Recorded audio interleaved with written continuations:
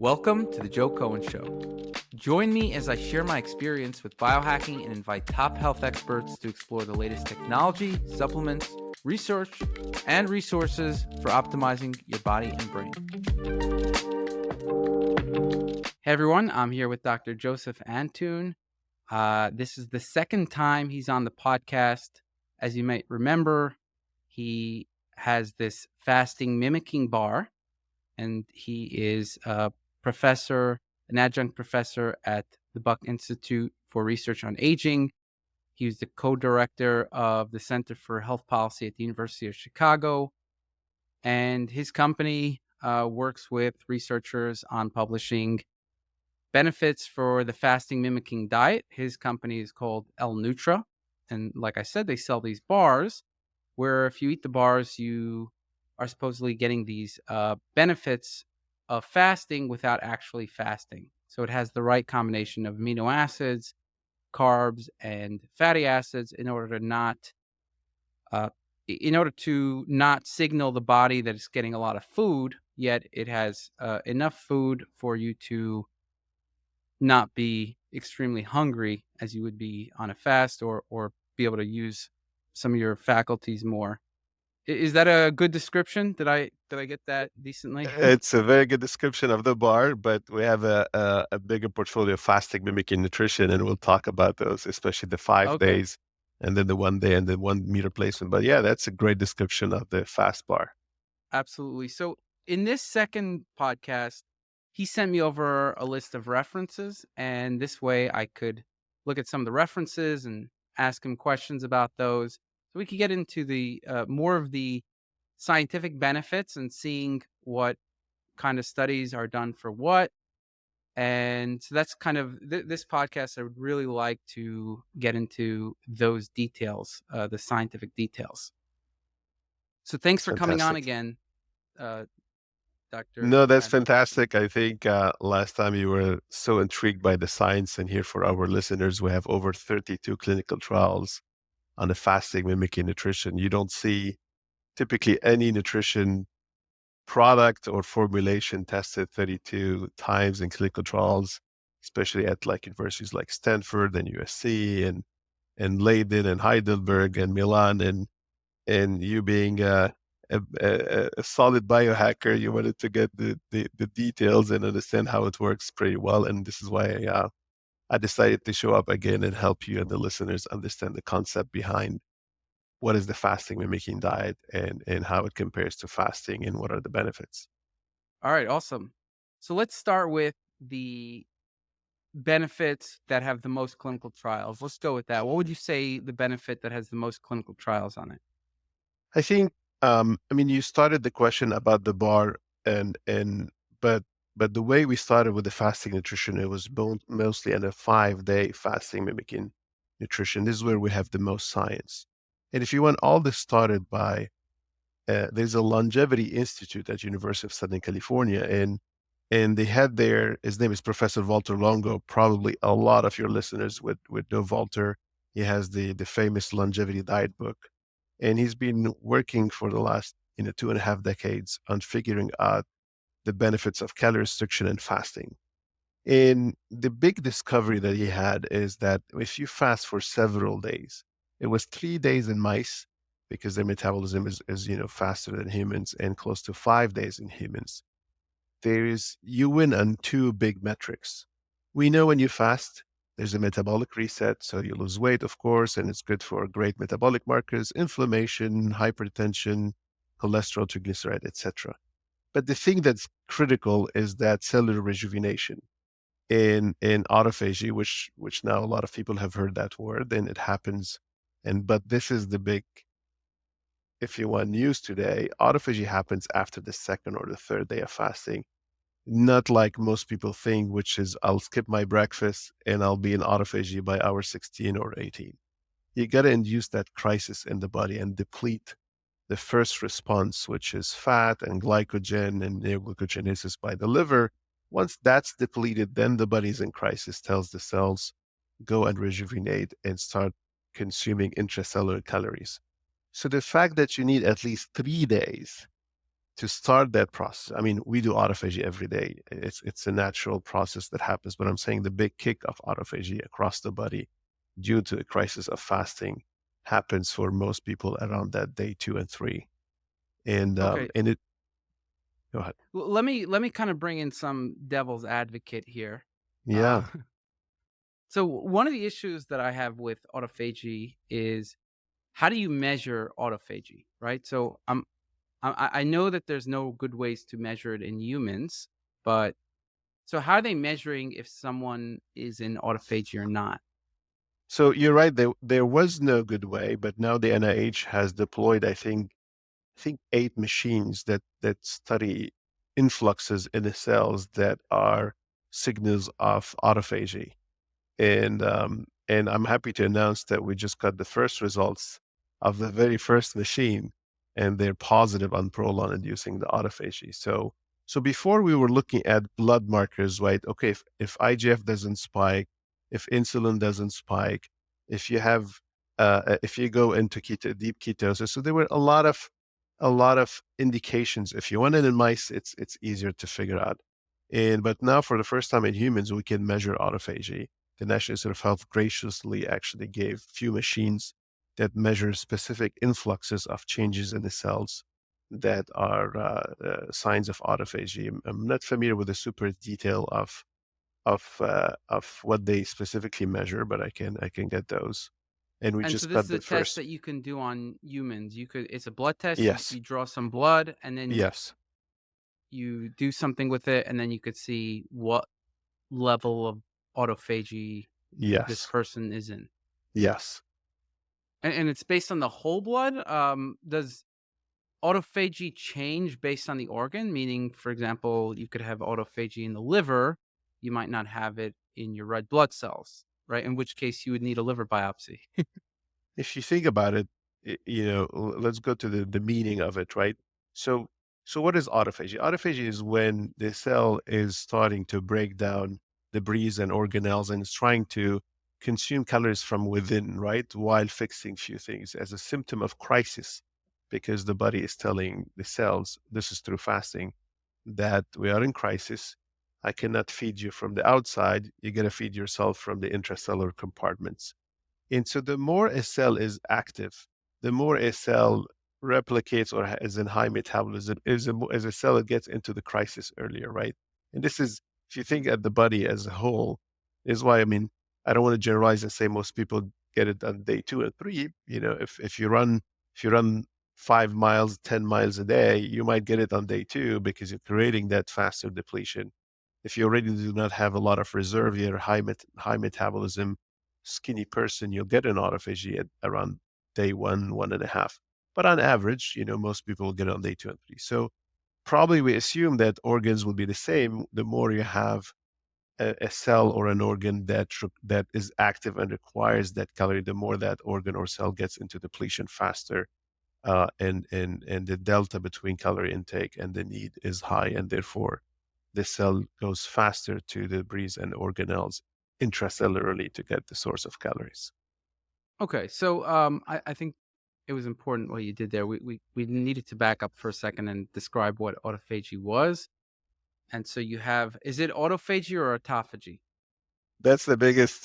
That's the Everyone asks me biggest the same question. question. Yeah, yeah. It's a new word, Okay. so nobody knows how to pronounce it. And what's the right answer? Well, there's no right answer It's just both. as Okay. long as we know what we're talking about. Okay. All right. So autophagy is where there's some kind of stress response, whether it's lack of nutrition or the body senses some kind of stressor, and it's recycling its own components within the cell. Uh, as you say, rather than getting nutrition from the outside or whatnot. Okay, so that's that, and uh, I guess another question that I have is, you know, when you read research, like if you type in autophagy and like a lot of plant-based substances or a lot of like exercise or anything, you'll see some kind of animal study showing that whatever you're typing in causes Yeah, autophagy. And we yeah, could do that yeah, experiment now. yeah. Like autophagy, and I'm just gonna pick a random supplement, let's say berberine. Uh, yeah, so it acts as a sonosensitizer to induce autophagy in macrophages, upon exposure to ultrasound. I don't know. Oh, here, berberine is a potential modulator, autophagy modulator. Berberine induces autophagic cell death.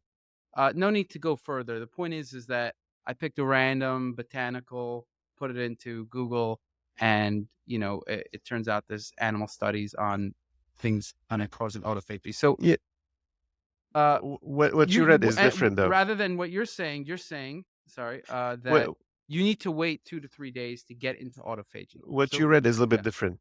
There's cells in the body that's called macrophage, and their goal is to go and eat other cells and clean cells.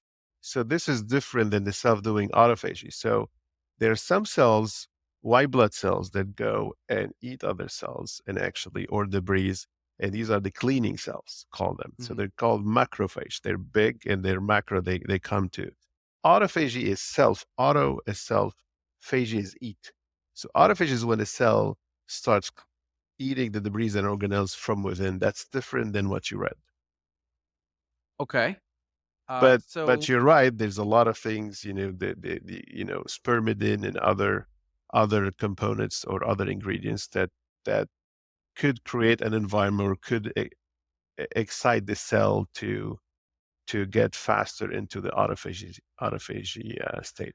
I mean, I guess I'm trying to understand, when the research says autophagy, what are all the things it could mean? And again, like, let's say you exercise, does that cause autophagy? Yes, no? Yeah, It does. yeah. So what's the So difference between that autophagy and the fasting mimicking or fasting well, autophagy? okay, let's take a step back. Every minute of the day, there's some cells in your body that are doing autophagy at a minor, it's a part of the process of cellular cleaning. Now, if you want to induce more cells to go in autophagy, if you do very intensive exercise, you're creating a big demand for calories because you're burning those. And if you have not eaten, or if your body wasn't into an a calorie-rich environment, you're creating a gap, you're spending very high, and you don't have much, you create a little bit of signal of autophagy. But the big ideal signal for total body autophagy is when you fast for several days, because if you're a has slow metabolism or high or whatever, that's like the ultimate setting that you can put a body in, is a 2 to 3 to 4 days of autophagy, of fasting. And therefore every cell of the body is getting stressed from the lack of calories. And this is where you can put a lot of cells into that state and push them toward that. And what hasn't been talked a lot about is the magic is not just autophagy. Autophagy, it won the Nobel Prize in Medicine in 2016, and this is where the excitement behind fasting happened. But what we have discovered is, and this is much more important than autophagy, is when you go further. So let's talk. It's the body is very logical.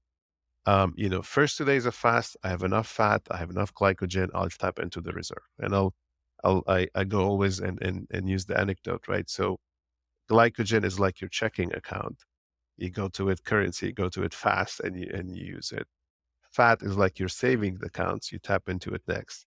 And the liver has always can do neoglycogenesis and dump those. That's your credit card. So so once those are depleted in a very reasonable way, then you go to the next stage. Next stage is I have to restructure. So think about a company that needs revenues. Suddenly there's no revenues, like the body needs calories. The first thing, you tap into your checking account, savings accounts, and then you ask the bank for credit. Once you deplete those, or while you're depleting them very fast, the president of the company say, I'm getting into crisis. What can I do? I need to restructure a little bit. I need to cut the travel budget, unnecessary costs. That's autophagy. The cell is saying, okay, now that I'm in stress, I'm not spoiled any longer. Let me go find the debris, the organelles, the extra stuff that I can go and fix. Now, if you take that CEO even further, they cut the unnecessary stuff. They touch. What is the next step? What would you do if you're the president of a company? You're depleting very fast your bank account. You cut the initial things that you can cut, and now you're in a bigger depletion, and you're going to go into bankruptcy. What are you going to do? You're going to start touching more serious things. You're going to say, look, maybe I have 5, 10 employees that are a little bit high salaries, but they're not doing, the a major job, and maybe could be the younger, or not younger, but the most cost effective versus how much how much they're costing the company, what's their yield. You're gonna trade those, right? You're gonna say, "Hey, I'm gonna let some 5, 10 people go, and I'm gonna lean on what's left and promote some to take place of these empty seats."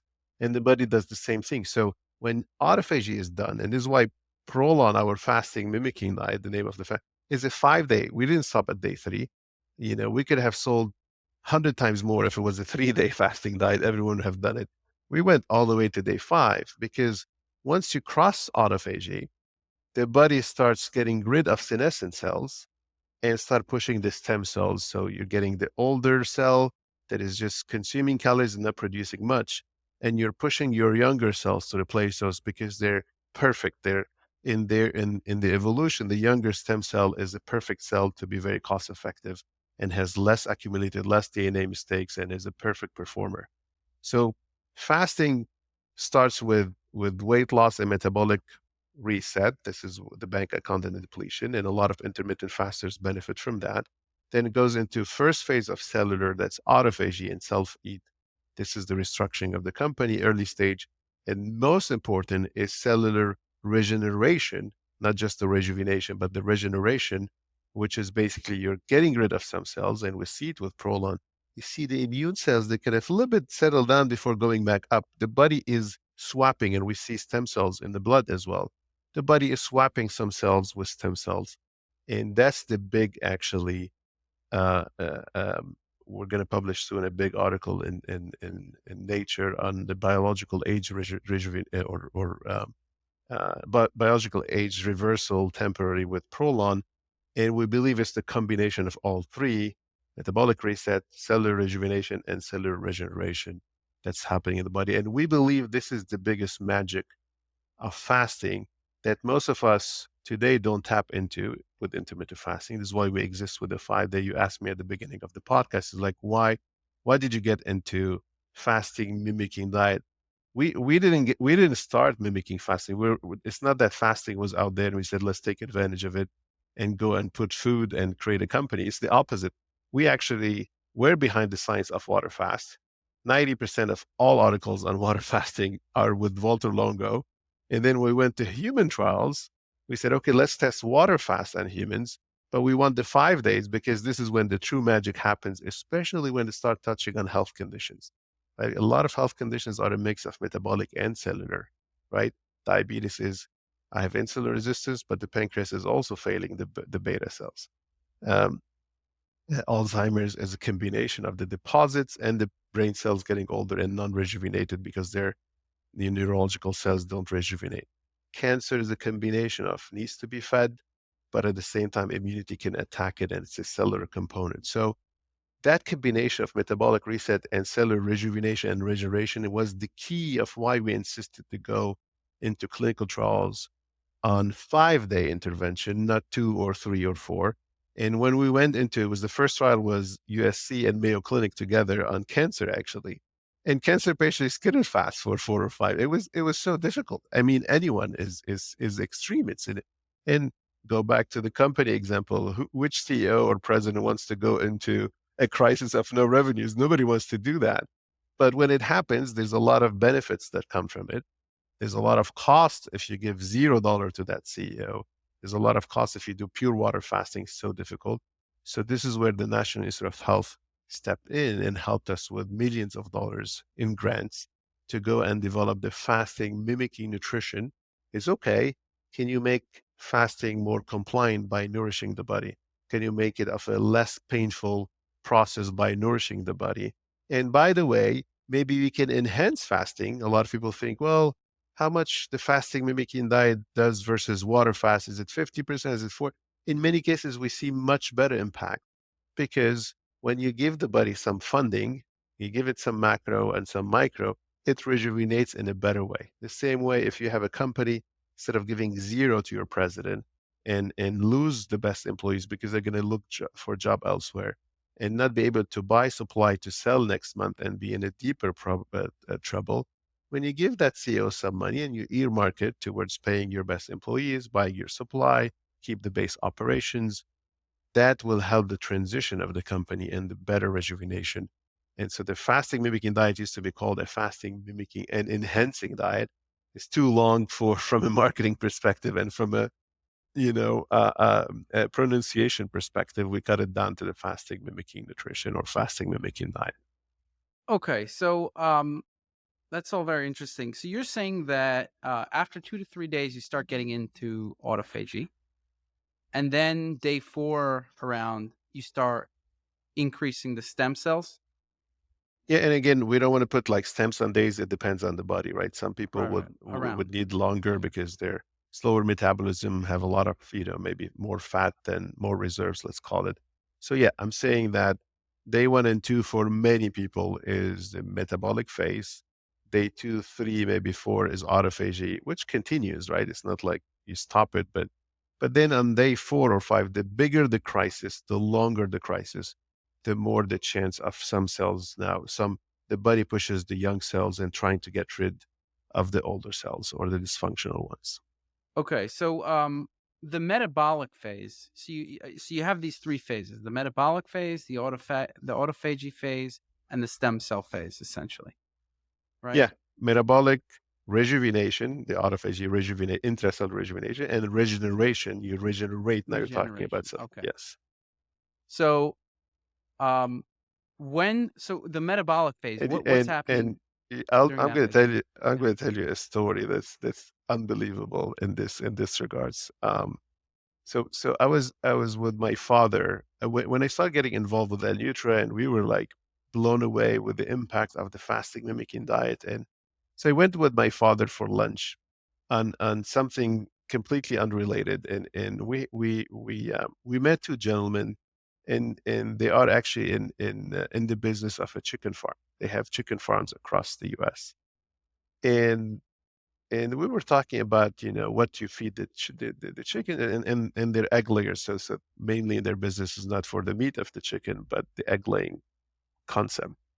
And then and we were asking them how much, a chicken lays eggs per week. And they said, well, around 5 or 6, probably 6 at peak.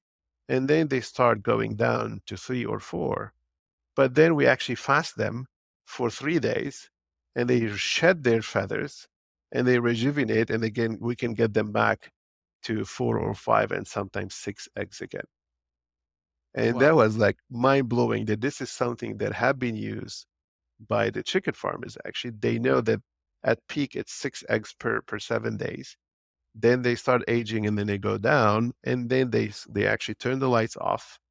They stop giving them food and they put them on a 3-day, no light, no food regimen. And what they see is they shed their entire feather, they develop new feathers, and they go back and add 1 or 2 eggs per week, part of that rejuvenation, regeneration. Wow. That Isn't that that's interesting? yeah, that is And it's interesting. common practice. It's common practice, like done, for probably decades. And as humans, we haven't looked into it. And but this is what kept our ancestors, who really ate when there was food and did not eat when there was no food, or migrations, etc. Today we just spoil the company. We eat all the time, and there's no signals of, oh, let me rejuvenate, let me regenerate. We just keep spoiling up until we hit one of the four age-related chronic diseases: Alzheimer's, cancer, diabetes, and cardiovascular. Interesting. So how often do you recommend doing one of these, fasts? So again, we don't like to generalize, but I'll give you an example, and therefore I'll tell you the average of the averages. So I personally do it 3 to 4 times a year, but probably most people 3 times is a good balance if you're doing it from an aging perspective. Because you put a company into a fasting stress, no revenue, they fix it. I mean, now you fund them back, they're growing. You're not going to go and put them in the stress of again rejuvenation if they're not spoiled again. So doing it, if you're just doing it for aging and fixing cells, you don't need to do it every month.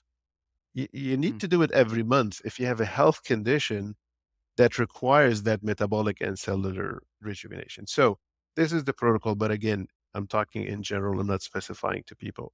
If you're, aged 35 to say 55, 60, you're healthy otherwise. You don't need to lose a lot of weight. You just want to make sure that biologically you're staying younger than your chronological age.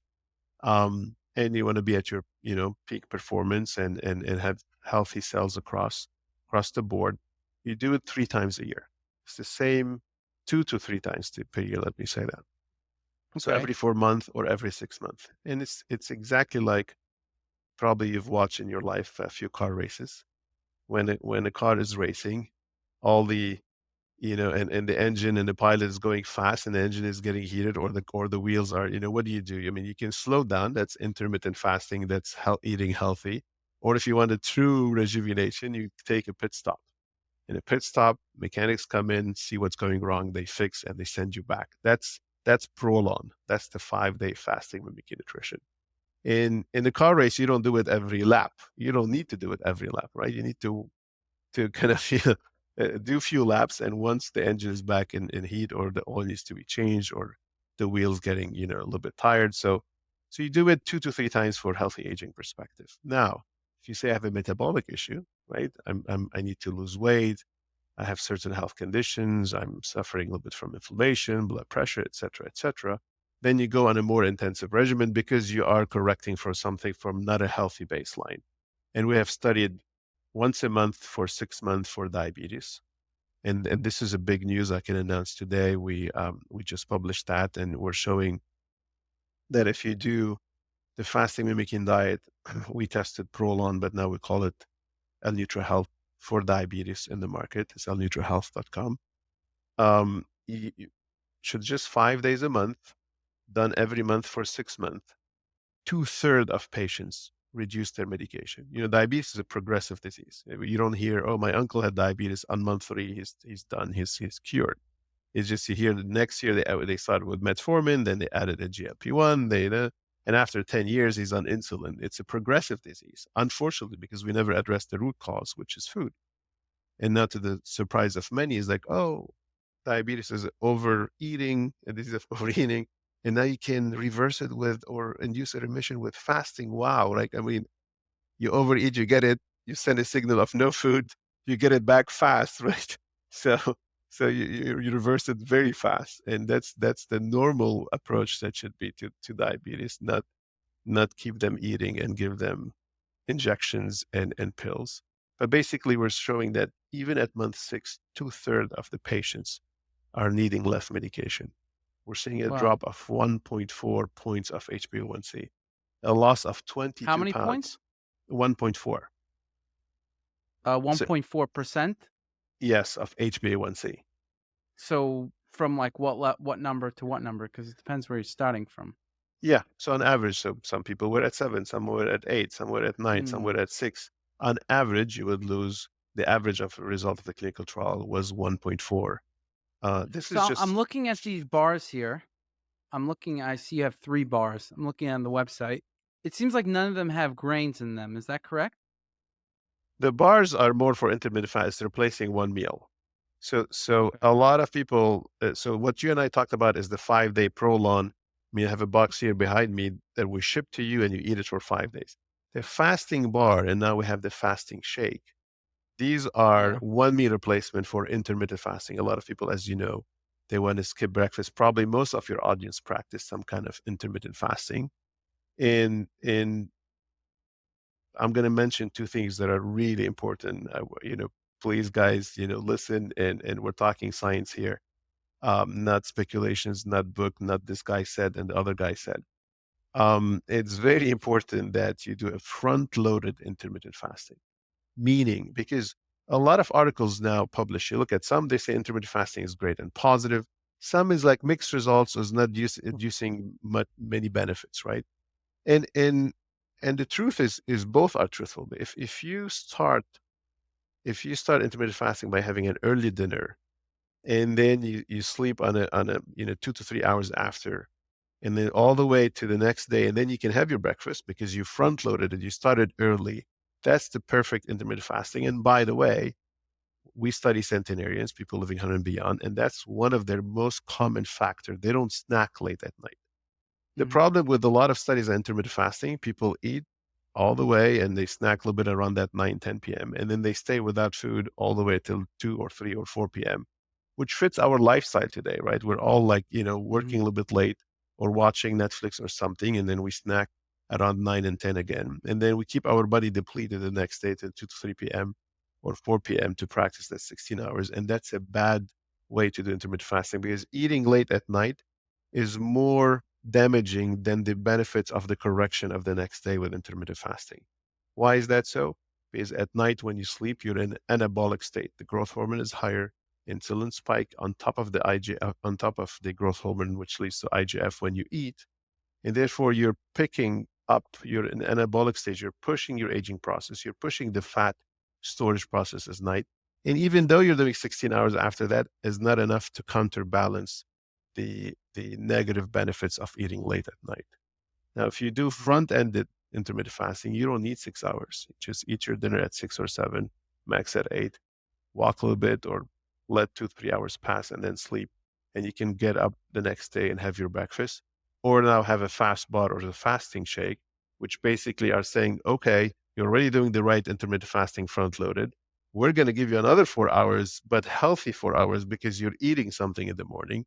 It's important, guys, to eat something in the morning because your brain, the depletion, the weight loss that you get from extending intermittent fasting is because the essential organs are needing in the morning calories. And you don't want to starve your essential organs. It's the brain that thinks the most in the morning going to work. It's the muscle that, when you go to exercise in the morning or you go to work. So all these essential organs in the morning are required to get some calories. And this is why when you look at longevity studies, breakfast is important. Then you look at the intermittent fasting, you say, I'm skipping breakfast and it's confusing the data. Front loaded, still have your breakfast a little bit in the morning or have a fast bar or a fasting shake to prolong it in a healthy way. And that would be the ideal combination of fasting for longevity. So you think, not having breakfast is not healthy? Is not healthy. What we're showing, well, let us simplify it. If you're eating late at night and you wake up, and I always tell people, if you wake up hungry, you're doing the right thing. If you wake up, oh, anyhow, I don't want to eat in the morning. I don't feel like eating. Why you don't feel like eating? Because you're eating late. You're getting some reflux at night, and then you wake up and you're not feeling it in your mouth that you're hungry and or you feel like you have that bad GI kind of burning, and then you don't eat in the morning. This is why intermittent fasting is easy to do, but that's the wrong intermittent fasting. And this is why these people are the ones that on the long term don't lose weight. These are the ones that on long term, they're not, increasing their healthy longevity. So a Mhm. lot of the longevity trials, they show you that breakfast is important. Why is it important? Because two things, you're feeding in the morning what needs to be fed. Your brain is not active at night when you're sleeping. It is always active, but the least active when you're sleeping versus when you're thinking and working in the morning. Your muscle is less active when you sleep versus the morning. Feed them when they need their calories and don't feed them when they don't need it, which is late at night. And that helps the body be harmonized. On top of that, when you eat late at night, you're disrupting the Nobel Prize in medicine in 2017. Everyone talks 2016 autophagy. 2017 was, and this is Sachin Panda's study, was on the biological clock of the organs. When you eat late at night, you have one big system that is working overnight, the GI system, and that keeps the body awake if you think about it, rather than sleeping better. A lot of people have their, you know, measurements of sleep with Aura and others. They can see that, and therefore, sleep is one of the very important, actually, pillars of longevity. 5 pillars of longevity: nutrition, diet, exercise, nutrition, exercise, stress, sleep, and social capital and happiness. So, all this to say that if you're eating late at night, you're disturbing sleep, you're disturbing rejuvenation at night, you're anabolic, pushing anabolism, and you're aging faster and picking up on weight. And even though you skip breakfast the next day, the damage is higher than the benefits of intermittent fasting. And this explains why a lot of data is showing a lot of benefits on fasting and not so much benefit on the intermittent fasting. And this is the reason why we Interesting. came up with the fast bar, is to give you something to eat in the morning. It's important to nourish essential organs in the morning. If you front load your fast, you do the fast bar, the fasting shake, you're doing the right intermittent fasting and you're prolonging it now in a healthy way. Yeah, I mean, just personally, I would say that I've noticed the same thing, that if I don't eat in the morning, what you end up, uh, I mean, it causes a bunch of problems because when you eat, you basically signal to the body, okay, it's time to get the system going, right? Like get the liver working, get the brain function working, get the cortisol up, basically like get the whole system moving and get metabolism going. Yeah, If you don't eat in the morning, then what you're doing is you're shifting your time where you're eating to later at night, right? And 100%. I find that the other issue, so you're shifting it to a more narrow window, let's say, or either a more narrow window or you're shifting it to a night. So either, for example, let's say you don't eat until 12, 2 p.m., right? And then you stop eating at 8 because you're going to go to sleep at 12 or 11.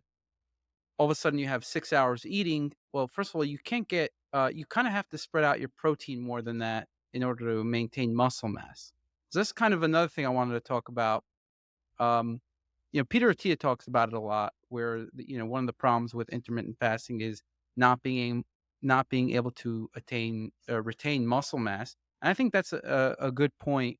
I find that like if I skip breakfast and then I'll eat a lot during my lunch, all of a sudden my brain is not going to work as much because I'm really loading in a ton of food, and then I start getting much more energy at night, and then I'm gonna wanna eat another meal, right? I'm not gonna just eat 1 meal in a day, and so it's very tricky to do. I've always found that for me, just personally, breakfast and an early dinner works the best. So not 100%. eating, like, yeah, 4 It's hours not just before. for that's exactly what we're talking about now. It's exactly our science and again, this is why I said please listen for your audience because there's a lot of misconception, right? First, do intermittent fasting takes you an autophagy. That's wrong. And there's a New England Journal of Medicine has a big article on it, right? It's called Intermittent Fasting. It's the number one journal of medicine in the world, and it talks about autophagy. To clear the air here, it was a huge fasting mimicking diet part of that section, but because we're the only fasting mimicking diet company, they didn't want to promote that and they pulled it the last second out, but they kept autophagy. So the entire premise of the benefits was because of the prolonged fast with the fasting mimicking diet to get to autophagy. They took that paragraph out and now they're looking at the paper where everyone's like, wow, you can do autophagy with intermittent fasting. No, I mean, you can barely touch on autophagy. So that's big. Right.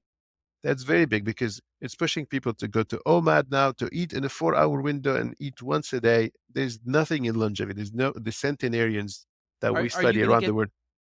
are you gonna get the metabolic benefits? Because you said, okay, so the number 1 is the metabolic benefits, the autophagy benefit, the rejuvenation, and then no, wait, the You get regeneration, right? So you get some you, of the metabolic benefits from the you get them if you're front loaded, right, right? So and you don't get them if you don't front load it because you're eating at the wrong time. You're eating late at night where you store more fat. And this is why people like always ask me like why some articles are showing benefits of intermittent fasting and others are not. Well, this is why, because when you do observational, most of them, and getting a little bit more technical, the observational trials on intermittent fasting, they don't show a lot of benefits. Why? Because by practice, observationally, a lot of people eat late at night and they try to mm, stay late the next day. It's not by design. And this is okay. why it doesn't show a lot of, when you do a So randomized clinical trial, you tell them eat early at night, then you see the benefits. And this is what explains, it's very important. yeah. So the proper way to do intermittent fasting, eating a good breakfast, eating an early dinner, then you're gonna get those metabolic benefits if you're, Yeah. And if you not want to eating for like accelerate 12 them, hours. if you want to lose the weight faster, if you want to accelerate them, this is when the fast bar and the fasting shake. Again, we are the grandfathers of the science of fasting. We did not start as a fasting with food company, but we put the food to optimize the fast. So yes, eat your dinner early. Yes, eat your breakfast. But if you say, you know what, I want to go even further in a healthy way, I want to lose even more fat in a healthy way, do your fasting shake in the morning, do your fast bar in the morning, then your signals of catabolism continue and you keep burning the fat throughout the day. And this is what our randomized clinical And trials are showing. and at night you should eat that, like, instead of dinner, a fast bar or a fast shake? Yeah, that would be too I mean, that would be ideal, but that would be too much. Dinner is a very social event, and people like to have a good meal at dinner. If you only eat the fast part of fasting shake at dinner, you'll lose fat super fast. But you now talking about snacking, a lot of people, what they do, and that's the biggest problem in America, is not the breakfast, is the late night eating. A lot of people, they have their dinner, if they stay up, they're stressed, they're working, whatever, they feel like the urge to eat, they're eating the fast part of the fasting shake. We did do trials on eating the fast bar late at night instead of just water fast or eating a snack from the fridge. And it shows the Mhm. next day, it, water fast is equal to the fast bar in terms of ketones and blood sugar. So you can do your fast bar instead of a snack late at night, or do it in the morning instead of breakfast. And there's no negative to that? Well, we haven't done long-term studies, but we show that the next day, whether you do if you eat food or you eat a fast bar or you do water fast and a fast bar, they're equal in terms of blood glucose and ketones. And this is how we got the patents, and this is how we got all the Mhm. clinical trials published. And this is why they call us the fasting mimicking diet. And again, it's the National Institute of Health. It's 32 randomized clinical trials and now over 200 patents. This is very scientifically tested and proven. Okay. This is not Let's get ideation. into some of the I still wanna get into some of those specific scientific studies. Let's first go into some of the ingredients and maybe some of the costs. I'm looking on the website. The cost doesn't seem it seems pretty good actually. It's $30 for what is that? 12 bars. 12 bars? Yeah. Yeah. That's pretty good. That equals to 250 a bar. So I think that is pretty good. Yeah, Um, that's a meal replacement, almost. So it's a I always tell people you get cappuccino now at Starbucks at $4. right. Right, and let's see how many calories are in a bar. What is this? Where's that? Where's the calorie 190 to information? 200 Oh, 190 here. to Okay. 200, yeah. And the ingredients seem relatively like they're pretty good. There's no grains in them, so that for people who are paleo, it's got pecans, macadamia nuts, almonds, So almond a butter, lot of people flax would seeds, ask, coconut a flour. lot of people say, "How come I'm eating 200 calories and I'm fasting?" And this is what took us $36 million in research in 2 decades, is we looked at what we call the nutrient sensing pathways at the cell, right? So remember, guys, we have trillions of cells. In every cell processes carbs and proteins through the PKA, the RAS, and the TOR pathways. These are radars on the cell, and that basically say they're sensing, they're nutrient sensing pathways. There's the sensors. And so the way we design the bar, and we design even the full 5 days, is we study, you know, what the sensor sends at which time of the day, at which sensitivity, and how can we devise a nutritional intervention. The fasting mimicking diet is not a depletion. It's not eat 2 lettuce and 2 cucumbers and you'll be fasting. There's a lot of those. There's a lot of companies that sell you minerals while fasting and gummy bear while fasting. This is still fasting by depletion. This is just adding more cheating to the system than cheating. This is a nourishment. I'm telling you, we have to nourish the brain. We What have do you to mean? nourish the Like, heart. let's say somebody fasts with like vegetables. That would also work. It's not activating any of the pathways when you're eating, like, cucumbers or lettuce. Is that correct?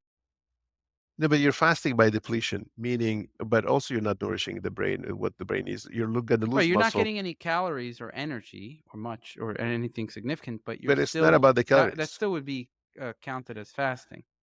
But that's what I'm trying to tell you. It's not about the calories, because I'm giving you a fast bar of 200 calories and it's still mimicking fasting. And this is what you said about PRT and others, is how can I retain muscle?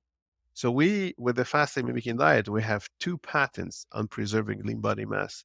We have 2 trials, human trials, that shows protection of lean body mass. And now the third one is showing a little bit of an increase in lean body mass. I don't want to say secrets here, but a lot of NBA players, NFL players, they actually do Prolon for their muscle to cut fat only and protect muscle. It's if you eat the lettuce and the cucumber, you're not feeding your Right, you're muscle gonna break anything. down the muscle. So And the I'm seeing the urge, bars have 5 grams to 6 grams of protein. yeah. But you're saying the bars can't be used for the 5-day fast?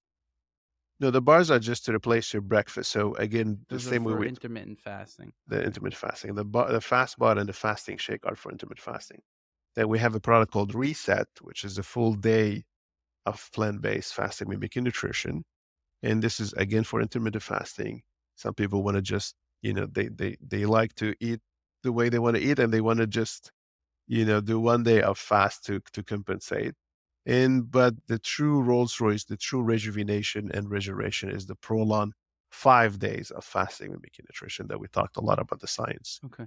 on What this if call. somebody I guess, I like the bars because they don't have anything that I can't eat. Some of the, Prolon stuff has, grains in there. Of course. Yeah. And Um, show me trials that show that grains are bad. This is a big discussion, but I'm not saying they're no, no, I'm not saying they're I'm bad. super I'm just happy to saying that steer. I'm a Oh, little okay. That's sensitive different. to That's grains. different. Yeah, that's have you Yeah. tried the fasting shake? I haven't tried this stuff yet. The truth is I wanna try all this stuff. If you go to Prolon Life, our new website that shows all products and has a little bit more explanation behind them, it's called prolonlife.com. And you Okay. can see the fasting shake there. It's super popular and it's growing pretty fast. The fast bar is a really good product for us, and people are super loyal to the fast bar. But the fasting shake is if you're used to have your coffee or something in the morning, like more of a drink or your shake, not a bar person. There's a lot of people who are bar people, and others are shake people. And the fasting shake, same composition, but in a drinkable format, is also very popular. Mhm. Okay. So, um, And with and yeah. to just to close that discussion on 200 calories. So we do nourish your body. And that's very important. The fasting mimicking diet is not like, oh, I mimic fasting by giving you barely a couple of things. And because there's some companies and theories there trying to give you, drink my minerals and it's a fasting mimicking. No, it's a depletion. It's not mimicking. It's just keeping you in a depletion stand, and that's not always healthy. The fasting mimicking diet gives you max proteins. You mentioned 5 to 6. This is what we have studied that doesn't trigger the nutrient sensing pathway. But the amino acid composition is very specific as well. So to not spike IGF as a response. It's not, because the next question is, if I only eat 5 grams of protein, am I mimicking fasting? The answer is no. We have special sequences of amino acids actually there that does not spike also the systemic recognition.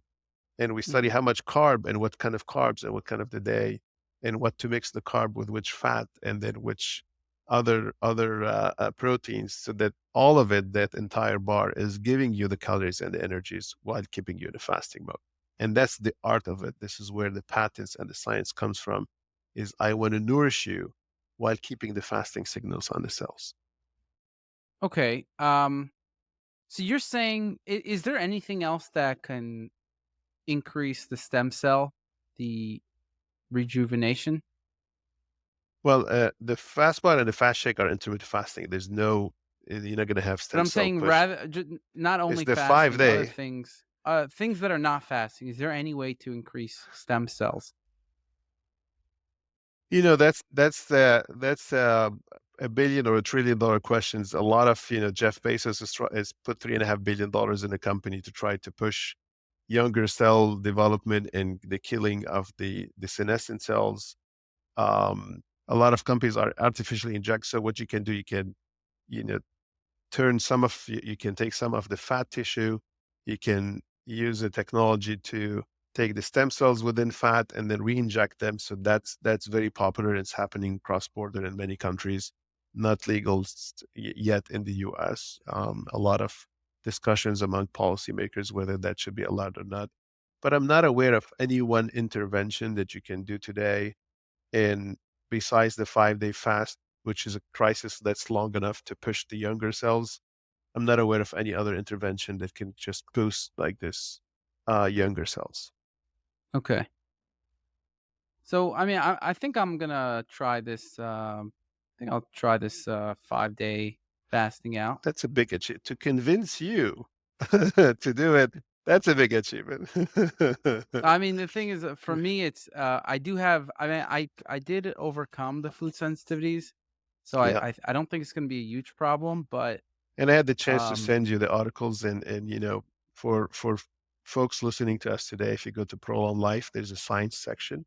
I invite you big time to go and at least see how big the science is behind this. And it's all published in the top scientific journals. I mean, our Oh, founder, oh, Walter Longo, and again, big, maybe that's the fourth biggest take today is go and buy the longevity diet book and read it. That's the summary of everything we're talking about. And then you can read the science on prolonlife.com. It will give you a deeper idea on why to fast with food. okay. Let's now go into some of those scientific studies because I did click on a lot of them, and most of them were animal studies, right? Let's go on. Let's talk about the clinical trials that were done, and I want to go to those. So tell me about some of the clinical trials specifically, and then We I'll. have multiple actually. We have a lot of preclinical, but we have now many, I think around 10 or 12 published human trials. And there's Okay, so tell me about 14. some of those, like the topics, and then I'll look in the folder that you sent me. I think the one that we're super excited about, and we just launched that program, is the fasting mimic nutrition for diabetes, for patients with diabetes and to induce remission from diabetes. So I This see is the two studies here: uh, diabetic nephropathy. nephropathy Yeah. and diabetes treatment. Yes. So, so we have done Okay. two major studies on diabetes. One is for 6 months, one is for a full year. And the goal was to give your fasting mimicking diet the 5 days once a month for these patients. Remember, I said for aging, for healthy people or relatively healthy people, you can do it 3 times per year only. But if you have diabetes, we do it once a month for 6 months and then just once every 3 or 4 months to maintain. And it showed that two-thirds of patients, so in aggregate, they'd just done 6 months, 5 days every month, so 30 days only of our food. Hmm. Two-thirds of patients were able to reduce their medication.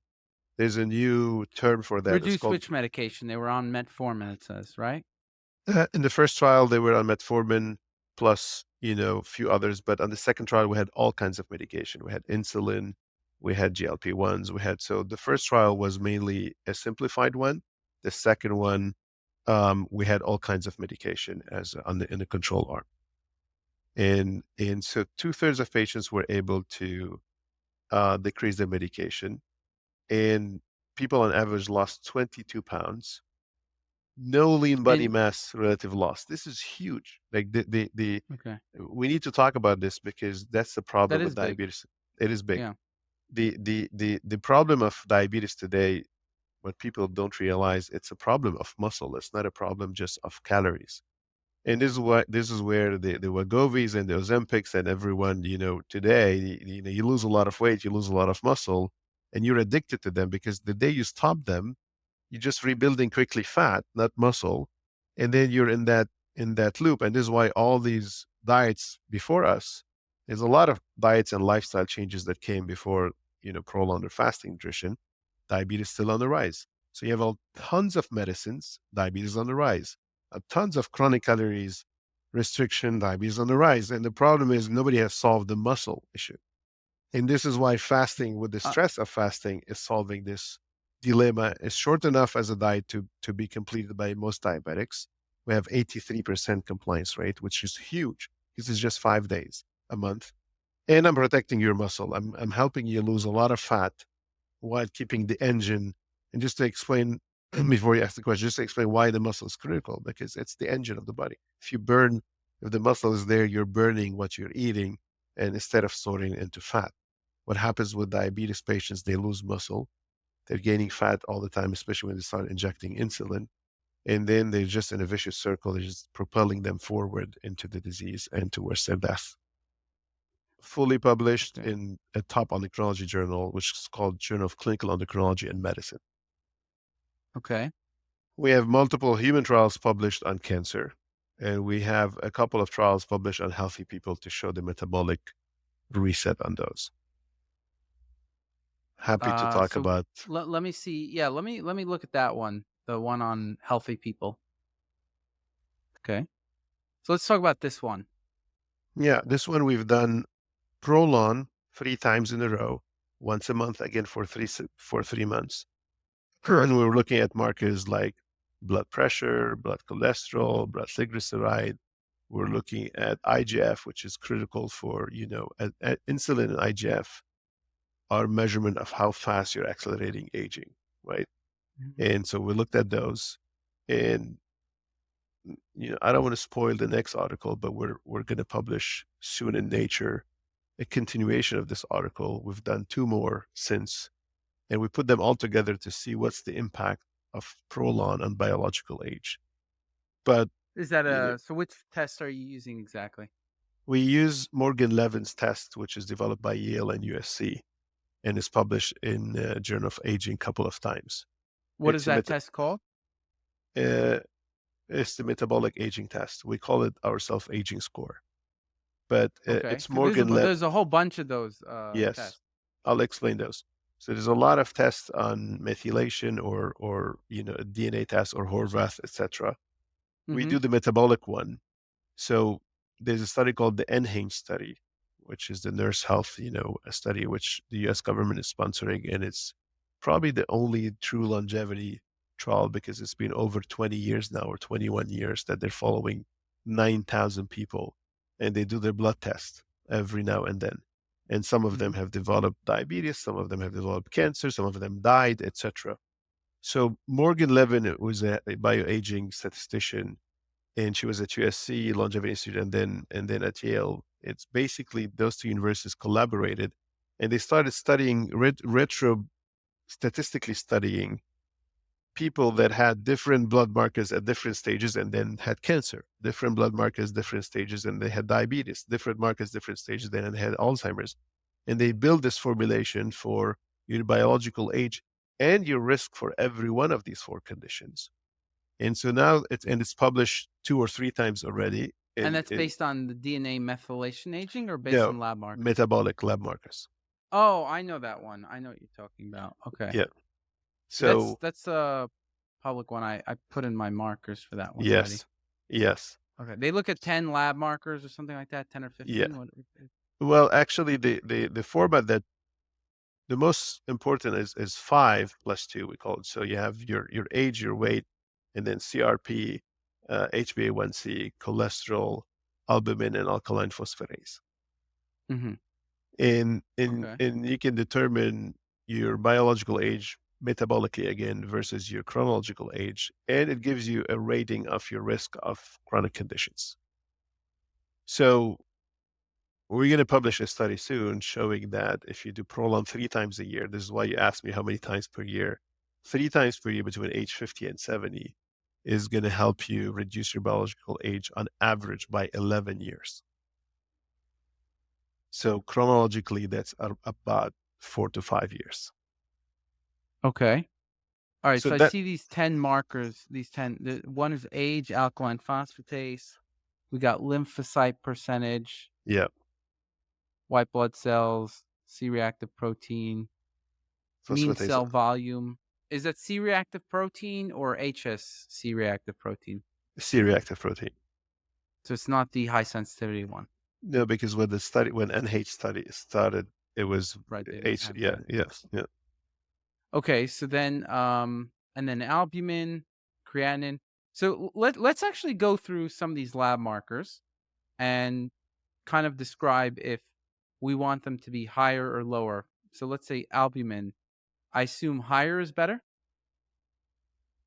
Why in you're terms of assuming higher is metabolic better? health, huh? No, no, it's not higher is better. Is at every age you have a different rate of those, right? So here you're not looking for higher or lower. You're looking at relatively to the age. So I'm comparing you to 9,300 people that relatively at when they were at your age, what kind of metabolic profile they had, and giving their average metabolic profile, what kind of health conditions they developed and what was their aging. Right. So, But this in is not, particular the albumin is that you're saying what you're saying is that it's you don't not want it to be high or you don't want it to be low. Um, this is not about that. If you want it relatively to the age, what is your level of albumin compared to a group of people of your chronological age, but biologically at a different age? Mhm. Because we're looking at the changes of these markers with age, right? With age, your cholesterol increase bit by bit. With age, we call it meta-inflammation, or we call it also inflammaging. The inflammatory rate, the higher your CRP, the faster you're aging. The lower the CRP, the slower you're aging, right? Phosphatase alkaline represents a liver function as well. With age, liver function decrease.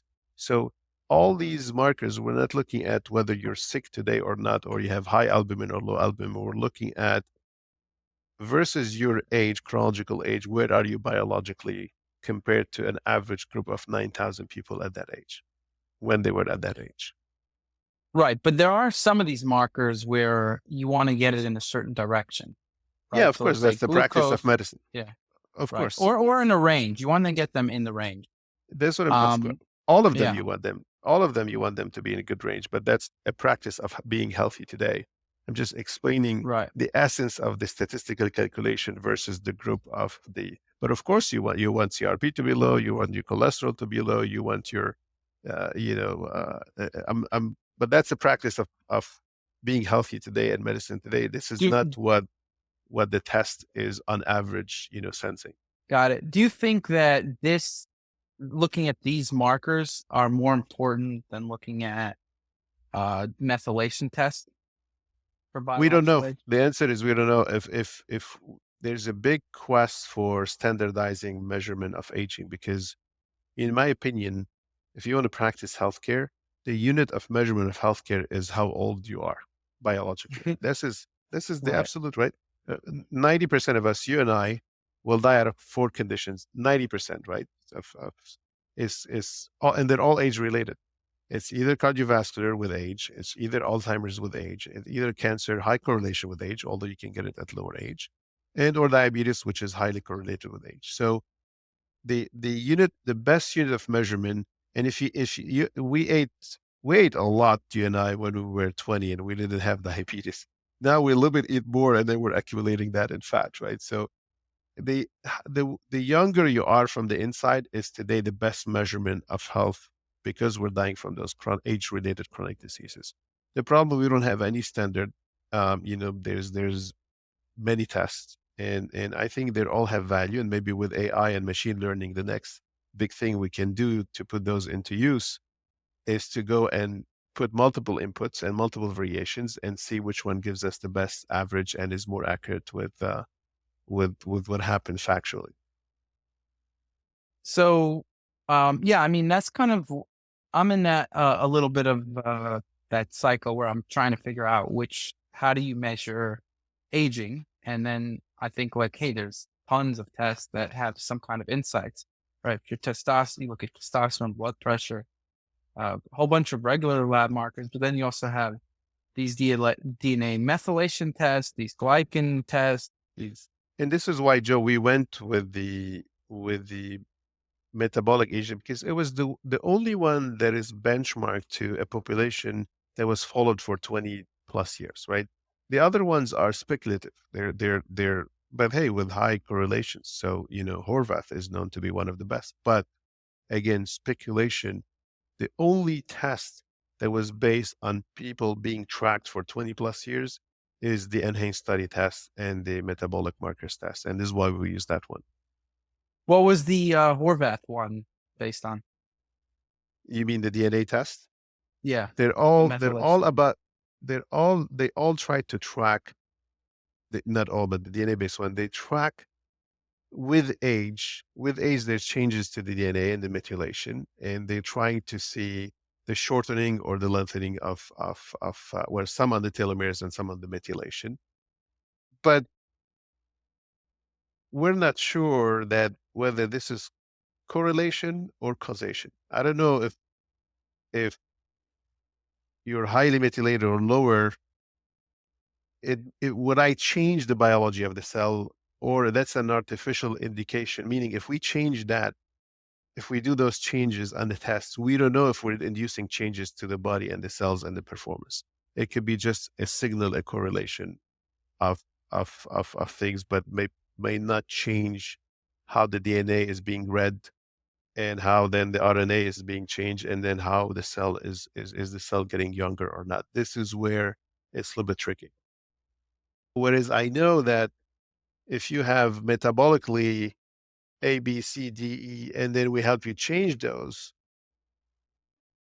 I know that on the output level, because the cells at the end, if they are behind all these markers, right, and the metabolism is behind these markers, at least I'm seeing downstream changes happening in you, and at least that could correlate to healthier aging. But I feel like these tests have to be looking at some kind of population when they look at outcomes, right? They're looking at No, certain when you say outcomes. no, but the well, they look at outputs, not outcomes. They look, uh, am I inducing a change in the length of the telomeres? Yes or no? But I'm not saying how can you prove that the person is younger? That's the Oh, I purpose see. of the test itself, right? How can you prove that the person lived longer? This is what's lacking into finding the gold standard there. So you're So you're inducing saying it. what they say they look for these correlations with methylation in people who are older, and they say, okay, here's these correlations, and then they say, um, now let's test this other person and see where they are on this, range. Yeah, But but we they're don't not know. tied to outcomes. No, that's the $1 billion question. We don't know if I change the score, whether you're factually younger or not. I know Right. that I changed your score, your Horvath score, but I don't know if you're younger, right? That's on the output, because the problem in longevity measuring is so difficult, right? We Right. would have So what do you think of Brian Johnson then? He's basically like, hey, look, I'm doing XYZ. My methylation age is lower. It shows that what I'm well, doing Brian is is correct. measuring a lot of things. He's measuring Right. metabolically, he's measuring the all the scores. So, you know, Brian is testing a lot of things on himself, and I'm pretty sure a lot of them are actually beneficial. Whether he's the exercise, the change in the diet, the he's doing a lot of things. Some of them Mhm. are experimental, some of them are known to help, and he's measuring a lot of aging scores, and he's seeing improvements across the Yeah, but the board. main one he's looking at is a methylation test for aging. Yeah, these are A the most Dune difficult to pace. change. Yeah, yeah. Well, there's many. I don't know which one specifically used. There's many of them that changes. Even if you run 10 miles, they will change. There's many of them are difficult to change. And but again, I don't want, like, on one side, I want to push people to do what's scientifically proven and tested. On the other side, if you're experimenting and whether you're right about the test or not, but you're doing things right, you're exercising, you're eating healthy, you're trying to push your body to the next level. I commend that for anyone to do. I'm not endorsing what he's doing or what he says or the outcome, nor anyone else for this. Is every Right. day somebody is popping up into aging and longevity. But I say, hey, people, learn at least to eat healthy, to practice intermittent fasting, to do some fasting nutrition twice a year to just rejuvenate your cells, front load your intermittent fast, eat a plant-based pescatarian diet, and then God bless everything else you can add or supplement. But do let's you at do you, least you don't take any supplements, right? um Or very trick. little? I remember last time you said very little. Yeah, I mean, we're about to launch our own supplements, and not supplements, one or two, and this is what I take actually. So I love I love DHA. It's one of the few Okay. that's super proven, on cardiovascular health. And I like, antioxidants. They had a lot of positive articles, then they settled down, and now they're back on meta-analysis. So I think those are important.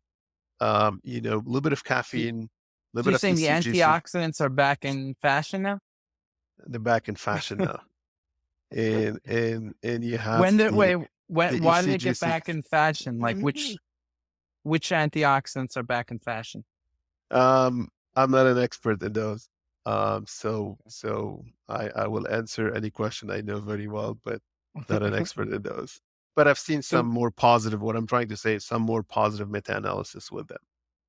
all right. So which antioxidants do you take? ECGC, I'll continue. ECGC, and the tea extracts are very well known, right? Um, the one that I take, and this is a fun, so sugarcane extracts. Sugarcane, again, it's a plant, right? It's a vegetable, and it can give you sugar, but also the extract of the plant have super high rich in antioxidants. Just this Okay. FYI, because a lot of people when they read sugar cane extract, they're like, "Oh, I don't eat sugar," or "Why you're giving me white?" The sugar cane plant is super rich in antioxidants, and there's a molecule out of that is called polynol, which is a very very high rich one, and it's all plant based. So actually, we're launching our own supplements called the L pill. L is our family of L-Nutras for longevity, and we mix for the How do you first spell Polynyl? Polynol. I never even heard of that. Yeah, that's a new, relative new molecule. Is there clinical trials on it? There's, yeah, early clinical trials, but again, with you cannot do a 30-year clinical trial to show longevity based on polio, but like all supplements, they use retrospective data or they use observational data from past studies to talk about the ingredients and to talk about the potential of the ingredients. That's But so there's interesting. Like if you take a couple supplements, I'm taking like close to 150 and poly polynol wasn't even on my list at all. yeah. So Wasn't on my radar. yeah, I think so. This is where you're right. I don't take a lot of supplementation. I try to get everything from my diet, but I started taking 2 months ago the L pill, our own L pill, L dash pill. If you go to Prolon Life, you see it. We haven't officially launched it. We're launching it in 2 weeks, but it has that mixture for the first time of the antioxidants, the DHA, ECGC, a little bit of caffeine, and a little bit of wasabi extracts. All of them individually have shown through trials or observational to be pro healthy aging, and this is what I take. Okay. We do have in our Prolon our multivitamin, and this is something I take as well. So I think a mixture of the vitamins, the DHA, and a few other healthy aging ingredients is what I go for. That's interesting. I I mean, don't take yeah. I don't take yet NMN or NAD or the others. I would say yet, waiting for more human trials to be out. Yeah, what I do is, so I take a lot more supplements than I I need, right? It's kind of for me, it's a little bit of a sport, but I think it's just that it's just my sport, you can say. Did you ever take a genetic test at all? Not yet. Okay, You we mean can, at 23 and Me, or you're or talking about something for like fasting? that. I mean, we have a no, not an epigenetic test, a genetic one. No, I've done 23 and Me. Oh, okay. So yeah, you Yeah, could just upload your results, yeah. and I'll show you.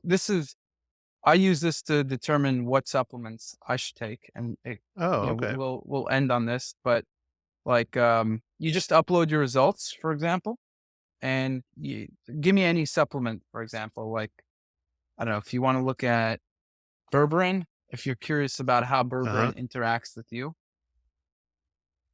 um, so you could see how that works exactly. So what I did was I just uploaded my lab tests. So it tells you which lab tests are suboptimal. In my case, it was LDL, hemoglobin A1C, and fasting glucose.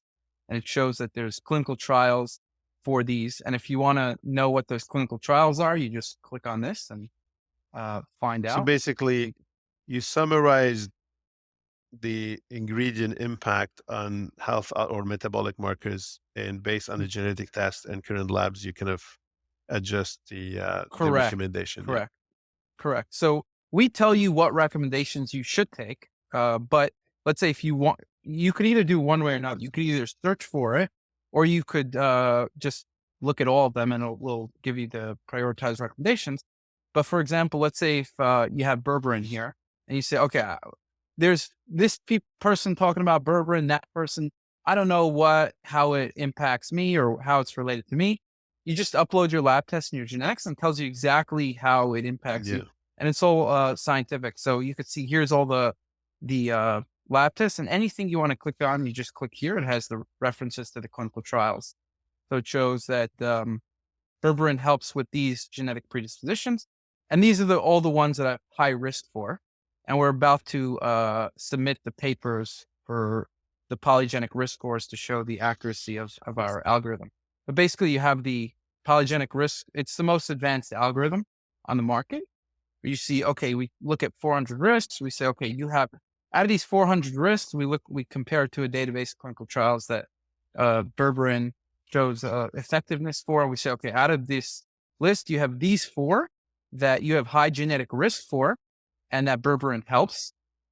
In my case, I do have high ApoB. I've always had gut inflammation. I did have high blood pressure in the past. I don't know what my microbiome diversity is, and then it shows all of the other benefits that I don't have a high genetic risk for per se, but for one reason or another, it could be interesting for me. Like, let's say high blood sugar, typical risk, but it helps with that. LDL cholesterol, irritable bowel. So these I don't have high risk for, but it still helps with these. And like I said, any of them you could just click on and it'll give you all the clinical trials. Sometimes it's going to give you a specific genetic variant that berberine interacts with, in this case, the LDL receptor. And there's references. It tells you the impact and evidence as well. You can see how we get those. And you could go to a whole report on each one of these. Each of these actually go to a whole report. But that's essentially, That's fantastic. I think it's pretty cool. That's fantastic. Yeah, I'll Yeah. definitely try it. But Fantastic. anyway, yeah, it's been a big pleasure having you on. I learned quite a lot again. So been quite interesting. This time we got to go a little more into some details, some studies. And so definitely appreciate that. And yeah, thanks for coming on. I hope we change somebody's life today, and that's always the purpose. And great education is key to everything. And if you want to support your followers, we would be happy to give them a code or something for them to access our products. Absolutely. Okay. You want to do We- Joe 20 and Joe 20, and we'll give everyone a good 20% discount on the prolonlife.com website. I just And came that up with it includes right now. the bars. That includes the It bars. includes everything actually. You have the bar, the fasting bar, the fast shake, the reset, which is the 1 day fasting nutrition, the 5 day prolon, and the longevity protein. We haven't talked. I'm pretty sure you're going to chase me on a long discussion, but we're about to launch the first ever longevity protein drink, where we have a patent on. Nobody has a patent on longevity Oh, proteins, nice. but basically it doesn't overspike your IGF. So you're eating your proteins, but you're not spiking your aging factors as a consequence. So all those are actually on that website, prolonlife.com, Okay. and it will give a good discount. We're launching this product in 2 months, so it's not today on it, but it will launch in October. Awesome. You definitely convinced me. I'll be trying out all the products, and I'll probably be doing like a short video just to follow up what I felt from all the Fantastic. all the products, and but for Okay. now, if someone wants to order it, Joe As of 20, Yeah, Joe 20 is considered well, done. And yeah. thanks for hosting me. And hey, good luck with your endeavors. 67% of listeners aren't subscribed to the show, so please don't forget to show your support by hitting the subscribe button now. You'll not only be supporting the show, but also investing in yourself and your health journey, all while helping to keep us ad-free.